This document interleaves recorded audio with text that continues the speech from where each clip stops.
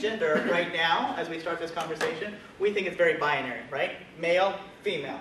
We forget there's a lot of stuff in the middle. Lou Weaver is a consultant from Houston. He trains law enforcement and businesses in LGBTQI awareness and sensitivity. So we're covering the lesbian, gay, bisexual, transgender, and intersex communities, and we're talking about terminology that not everybody's familiar with, right? So how do you talk to and talk about these communities? And if we don't know who they are, then it's very hard for us to have a bond with them when we're talking to them. Wednesday, he told Beaumont police officers about a frightening experience he had with a law enforcement officer in a small Texas town. And I've never been afraid of a cop before in my life, and I've never been afraid of a cop since. But in that moment, when he realized who I was and the fact that I went from being a perceived lesbian to an out transgender man to him, and the way that his attitude changed and the way that his aggression came on at me, I was scared.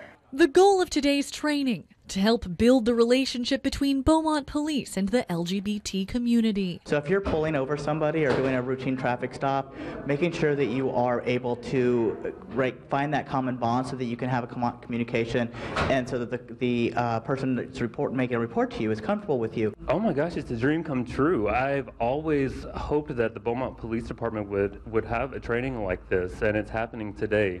And I know it's a dream come true for thousands of people in our community, because we love our police, but we really want to feel safe. The founder of Beaumont Pride says Beaumont police have been very supportive. Really, they are a fantastic police force. But even so, it's common for members of the LGBT community to be afraid to dial 911. I have friends who have been gay bashed and attacked. I had one friend who had to get reconstructive surgery on his face, but he didn't know if it was okay to call the police. They didn't know if it'd be safe to talk to them. If they feel marginalized, they're less apt to call us, and then they're setting themselves up to become more victims.